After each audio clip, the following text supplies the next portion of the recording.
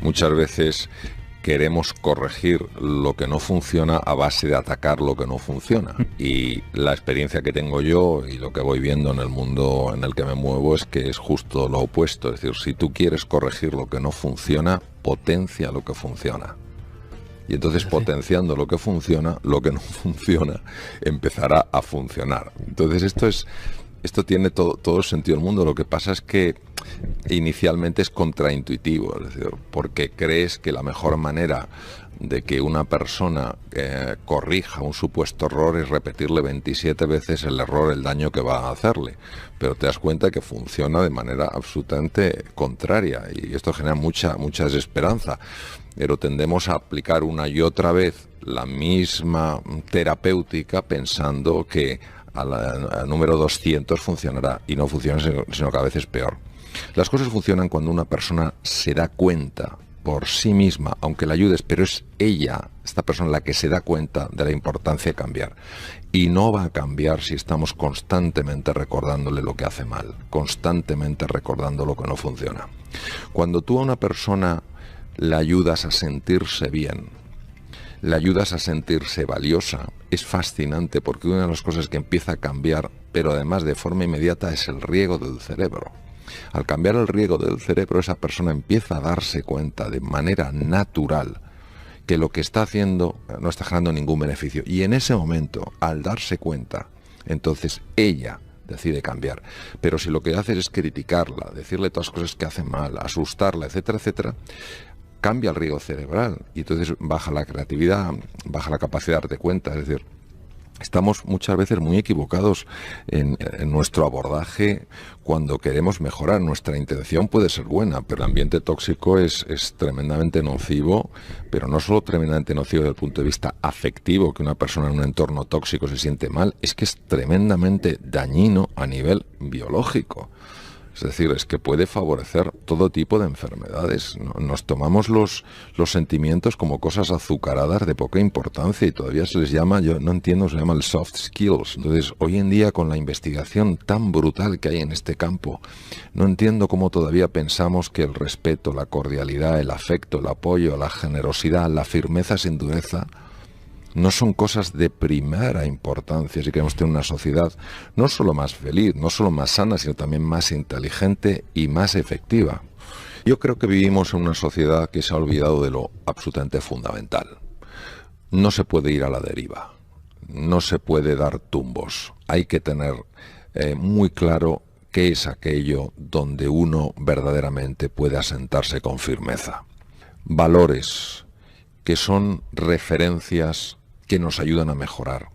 Valores como el coraje, la audacia, la responsabilidad, la cordialidad, la generosidad, la compasión, la bravura, la cooperación. Todas estas cosas ayudan al ser humano a mejorar. Entonces vivimos una sociedad donde parece que todo vale, que aquí cada uno, por tener una opinión, sencillamente está haciendo referencia a algo que conoce en profundidad, y creo que no es así. Y creo que de una vez por todas tenemos que darnos cuenta de que, por supuesto, que hay un montón de cosas que son variables, que hay un montón de cosas que son flexibles, pero hay cosas que no son ni variables ni flexibles porque pertenecen a la naturaleza humana. ¿Cómo es posible que una sociedad que disfruta, sobre todo la sociedad occidental, que disfruta de tantas cosas, los niveles de ansiedad y depresión no paren de subir? Cuando tenemos que hacer frente a un desafío importante, como puede ser una enfermedad o cualquier cosa que de alguna manera nos genere temor o duda, ¿qué diferencia marca el sentirte acompañado por alguien a quien respetas, a quien valoras y que tú notas que esa persona te quiere, te aprecia? Es tan la diferencia que para que nos hagamos una idea, basta que un enfermo, cuando va a entrar en quirófano, el médico, quien sea, o alguien del equipo quirúrgico, aunque no sea el cirujano que lo va a operar, alguien le transmita confianza, le agarra la mano y diga todo va a ir bien, esté tranquilo, para que el anestesista encuentre mucho más fácil controlar la tensión arterial. Cuando una persona está asustada y entra al sistema de alarma del cuerpo, una de las cosas que hace es poner en marcha un montón de hormonas como la adrenalina, la noradrenalina. El corazón trabaja demasiado demasiado deprisa, la tensión arterial sube, y esto no es bueno de cara a una intervención. Un sencillo gesto de cordialidad y de afecto puede llevar eso a la normalidad. ¿Qué quiere decir? Que esto es un recurso de primerísimo nivel que no sé cómo a veces no se utiliza con más frecuencia. Nosotros tenemos dos sistemas fundamentales. Un sistema está dedicado a protegernos del daño, a protegernos del peligro. Alguien que nos quiera hacer daño o una situación complicada. Este sistema consume muchísima energía. ¿Y de dónde saca esta energía? Pues saca esta energía del otro sistema, que es el sistema que se dedica a mantener la vitalidad del organismo, a hacer que permanezcamos en equilibrio, a hacer que los daños que por el propio desgaste se producen se vayan reparando, y dificulta, favorece la juventud de una persona, es decir, hace más lento el envejecimiento. Cuando nosotros nos acercamos a los demás con cordialidad, con afecto, deseando cooperar, el sistema que funciona de manera más intensa es precisamente el que mantiene el equilibrio, repara y reduce el envejecimiento. Y el aparato digestivo muchas veces lo vemos como algo burdo, como algo tosco. La salud cerebral tiene una relación directa con la salud del tubo digestivo. Trastornos como el déficit de atención, trastornos como el autismo, trastornos como la depresión, la ansiedad, el Alzheimer, demencias, etcétera, etcétera, cada vez están más ligadas a trastornos en el tubo digestivo. Tengamos en cuenta que el tubo digestivo tiene 500 millones de neuronas. 500 millones de neuronas, para que nos hagamos una idea, es 5 veces más que todas las neuronas de la médula espinal. Uno de los neurotransmisores más importantes en el cerebro para mantener la calma, para mantener la serenidad, se llama GABA. Para que nos hagamos una idea, las benzodiazepinas, los famosos Valium, todas estas cosas, actúan sobre estos receptores, sobre estas sustancias, sobre estos neurotransmisores, porque todo está muy conectado, y al activarse estos receptores, pues la persona experimenta tranquilidad, serenidad, calma. Bueno, pues la principal producción de GABA viene del tubo digestivo. Por otra parte, hay una hormona que se llama la serotonina, esencial en los estados de calma. Cuando, por ejemplo, empieza a llegar, pasa el verano y empieza a cambiar la luz y llega la famosa depresión, que entonces empiezan a competir la melatonina con la serotonina por un aminoácido. Entonces bajan los niveles de serotonina y ahí viene como esa especie de depre. Bueno, pues he de decir que el 90% de la serotonina la fabrica el tubo digestivo. Es decir, que en el tubo digestivo tenemos un cerebro y tenemos una fuente de salud o una fuente de enfermedad. Y por eso al final, a nada que bucees un poco, te das cuenta que todo está conectado. Lo que pasa es que tienes que bucear un poco. Y el hipocampo está oculto en el lóbulo temporal, es una estructura verdaderamente maravillosa y es la más importante, diría yo, para todo lo que tiene que ver con la memoria. Sobre todo la memoria episódica, al recordar los sitios. También es muy importante mantener el equilibrio emocional. Pues fíjate, para que te hagas una idea de la relación que tiene el tubo digestivo con el hipocampo, cuando nosotros no tenemos un tubo digestivo, sobre todo lo que es todas las bacterias que hay dentro, que se llama el microbioma, en la población adecuada o en el equilibrio necesario, el tamaño del hipocampo baja. Entonces todas estas cosas están muy conectadas, porque empiezan a absorberse productos tóxicos que dañan el cerebro, dejan de absorberse productos necesarios que refuerzan la funcionalidad cerebral. Es decir, todo, absolutamente todo está conectado. Lo que pasa es que, repito, hay que meterse a un cierto nivel de profundidad, si no parece que son cosas que no tienen nada que ver. Nosotros tenemos un sistema, se llama sistema inmune. El sistema inmune es importantísimo, es ultra complejo y se trata de un sistema que lo que hace es asegurarse de que nada nocivo para el cuerpo le haga daño. Por eso está patrullando, por ejemplo, el tubo digestivo. El 80% del sistema inmune está localizado en el tubo digestivo, porque por ahí es donde te pueden entrar cantidad de bacterias, cantidad de tóxicos, etcétera, ¿no? Pues es fascinante saber que cuando una persona, por ejemplo, está a merced de esas emociones tóxicas, la sensación de desesperanza, resentimiento, de frustración, etcétera, etcétera, mantenidas en el tiempo, es decir, de forma constante, se segrega una sustancia llamada cortisol. Entonces el cortisol tiene un efecto directo en el tubo digestivo, produce una alteración del funcionamiento del tubo digestivo y todos esos nutrientes esenciales para el funcionamiento cerebral y todas esas bacterias que no deberían entrar porque son tóxicas, pues todo eso empieza a hacer un verdadero lío, ¿no? Entonces no entra lo que tiene que entrar y entra lo que no tendría que entrar, ¿no? Y claro, todo esto afecta obviamente a la salud cerebral. Entonces no cabe duda que hoy en día en el campo de la medicina la fisiología, es decir, entender el funcionamiento del organismo es importantísimo, pero igual de importante es entender la relación de esa fisiología con el mundo emocional de una persona y ayudarle a que tenga esas emociones que favorecen que su organismo funcione de una manera mucho mejor. Hay que ser muy cuidadoso cuando uno habla del tema del pensamiento positivo, porque hay personas que pueden pensar que el pensamiento positivo quiere decir negar la fealdad, negar la violencia, negar las cosas que no son adecuadas. No, no es eso. Cuando nosotros hablamos de pensamiento positivo, no estamos hablando, cuando yo hablo de pensamiento positivo, no hablo de negar las cosas que están mal, no hablo de negar los problemas, hablo de poner el foco en las soluciones. Hablo de poner el foco no en la crítica, sino en buscar la manera de ayudar. Es en dónde pones el foco. Si estoy poniendo el foco en el problema o estoy poniendo el foco en la solución. Si estoy poniendo el foco en lo que no me gusta de la otra persona o estoy poniendo el foco en lo que esa persona tiene en común conmigo. Esa persona, igual que yo, tiene anhelos, tiene ilusiones, tiene luchas internas, tiene preocupaciones. Y lo que ya es difícil de negar por la cantidad de evidencia científica que hay, es que cuando una persona pone el foco en lo positivo, el organismo empieza a responder de una manera radicalmente distinta. Por ejemplo, baja la cantidad de radicales libres. Me voy a ir hasta a nivel molecular. ¿Qué es un radical libre? Un radical libre es una estructura molecular que le falta un electrón y está muy alterado, digamos que es como un ente muy nervioso y tiene que robar electrones para equilibrarse, tiene que robar un electrón. ¿Cómo roba electrones? Golpeando otras moléculas. Y entonces desplaza el electrón de la órbita y entonces lo roba. Pero el problema es que en este golpear distintas moléculas, membranas celulares, material genético, etcétera, puede generar mutaciones y puede generar daños. Desde luego, muy relacionados con enfermedades que nos asustan mucho, como pues el Alzheimer o demencias o múltiples cosas.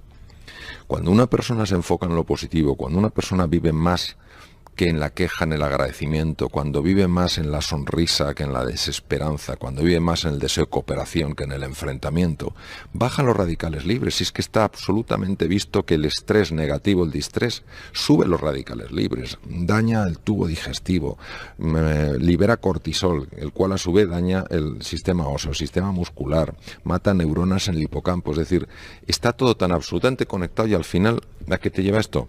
Te lleva esto a que la clave es mirar, o por lo menos que tu foco busque ver a la otra persona como un ser humano, no como un objeto, no como un obstáculo, no como un problema, no como un desastre, sino que le veas como una persona. Y claro, esto tiene un impacto muy grande en la otra persona. Claro, tiene que salir del corazón. Esto no puede ser un maquillaje, voy a hacer como si.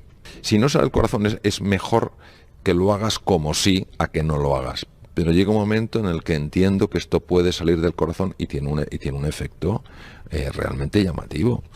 Yo creo que el ser humano solo tiene un oponente. Lo que pasa es que es increíblemente astuto. Se disfraza de múltiples maneras, hasta de las maneras más sutiles, con lo cual es muy difícil reconocerlo. El único oponente para mí que tiene el ser humano es su ego. Porque el ego, cuando le domina a uno, no permite que haya espacio para el otro. Tú tienes que ser el centro de la circunferencia siempre. El ego para mí solo se entiende desde el mundo que se llama el mundo metafísico. Es decir, el ego es una creencia muy profunda, probablemente la más profunda que está metida en el inconsciente humano. Es una creencia de que yo estoy separado del mundo, de que yo estoy solo, de que yo estoy en peligro. Entonces, cuando esta creencia yo la vivo como una certeza, indudablemente vivo asustado, porque me siento solo, porque me siento aislado y me siento en peligro. Es curioso que personas de la talla de Albert Einstein, en una ocasión dijo que había una pregunta que era la más importante de todas. La pregunta es, ¿vivo en un universo hostil o en un universo amigable? Si a la pregunta ¿vivo en un universo hostil? Yo respondo sí. Imagínate esto cómo me va a afectar en mi forma de ver el mundo. Todo lo veré bajo ese prisma, todo lo veré bajo ese color. Si yo creo que vivo en un universo amigable, yo viviré las cosas de otra manera. Tendré dolores, tendré dificultades, tendré tropiezos, pero en un universo amigable lo entenderé como una lección que cuando tenga suficiente perspectiva entenderé que era necesaria. Aunque ahora no lo comprenda, aunque ahora no me guste, aunque ahora lo rechace. Y me parece que, claro, que la clarividencia de este hombre de Einstein a la hora de elaborar esta pregunta es máxima. Entonces, el ego directamente es una creencia que no sé de dónde procede, ni he conocido a nadie, ni a grandísimos expertos que me hayan dicho de dónde viene, pero es una creencia de que estamos separados del resto. Entonces, si solo estoy yo, nunca podrá haber espacio para el tú. Nosotros generamos confusión con términos que parecen lo mismo pero son diferentes. Una cosa es el bienestar subjetivo y otra cosa es la felicidad. Es inevitable que, como decía Heráclito, las cosas cambien de forma permanente. Entonces, aquella persona que no quiera experimentar la pérdida va a ser muy desgraciada, porque es que es inevitable, todo cambia, la hoja verde frondosa mañana se ha caído y está en el suelo. ¿Qué ocurre? Que nuestra sociedad lo que potencia es esto, y es un engaño. Dicen, cuando tengas esto, serás feliz.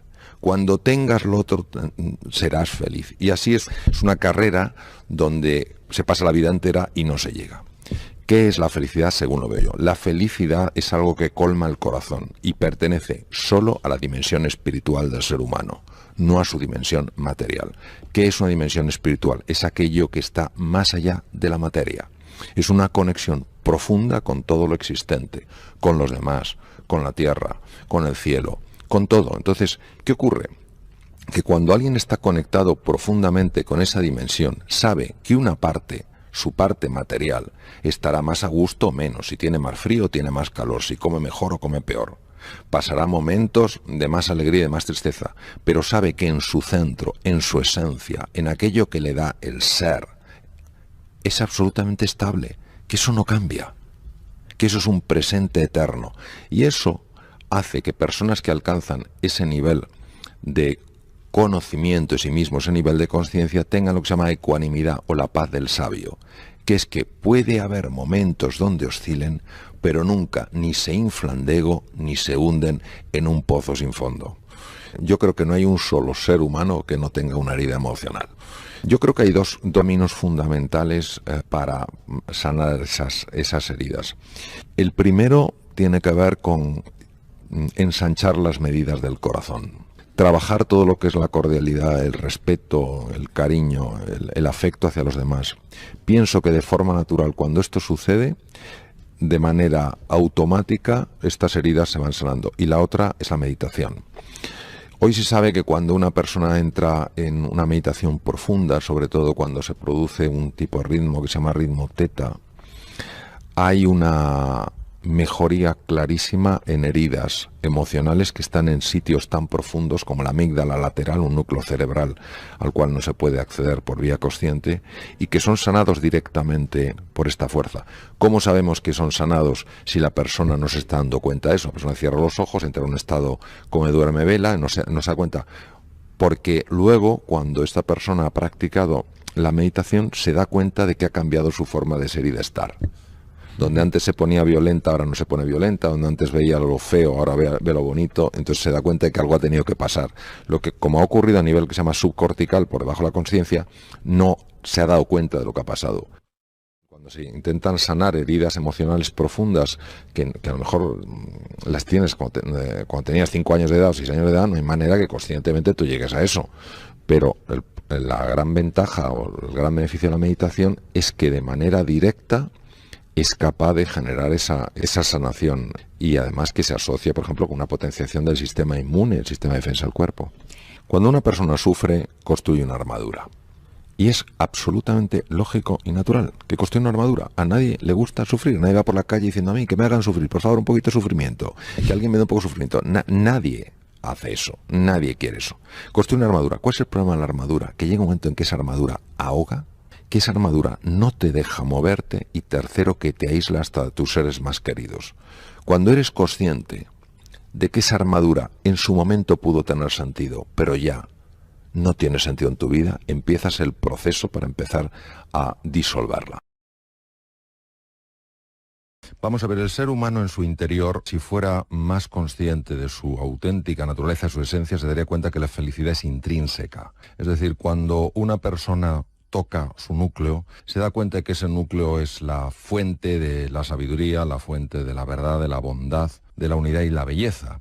Lo que pasa es que el conocimiento que tenemos de nosotros mismos es tan pobre que a mí me recuerda a esas piedras que se llaman geodas, que por fuera son muy feas, no jamás llamarían la atención. Cuando se penetra en su interior tienen una estructura cristalina impactante. Nuestro gran fallo es que no nos conocemos, es decir, nos vemos, pero nuestra mirada no tiene alcance y profundidad, entonces no nos descubrimos. Si nos descubriéramos, nos daríamos cuenta de que, claro, que alguien que tiene esa estructura tan especial a la fuerza de ser feliz. Entonces yo resumiría esto diciendo que somos felices pero no lo sabemos. Las agallas, la valentía me parece un elemento indispensable. El propio Winston Churchill, que decía que la valentía es la virtud más importante porque de ellas deriva el resto. La valentía no es una emoción, la valentía es una decisión. Yo puedo tener muchísimo miedo como emoción y sin embargo decidir ser valiente. O puedo tener mucho miedo y decidir ser cobarde. Por tanto, al ser una decisión, al ser una actitud ante la vida, pues esto tiene una enorme resonancia con lo que es la libertad de la persona. Es decir, cómo yo quiero ser en este momento. ¿Tengo miedo? Naturalmente que sí. ¿Qué decido hacer? Decido que mi emoción de miedo me pare a la hora de defender aquello que es valioso, que me pare a la hora de buscar nuevas oportunidades en la vida. El problema fundamental de las emociones tóxicas no es ya que generen estos sentimientos incómodos a nivel consciente, es lo que se ha demostrado que son capaces de hacer a nivel corporal. A nivel cerebral, los estados tóxicos, es decir, cuando esa emoción, la desesperanza, la sensación de impotencia, la culpa, la vergüenza, se extienden ampliamente en el tiempo, se sabe que matan neuronas cerebrales.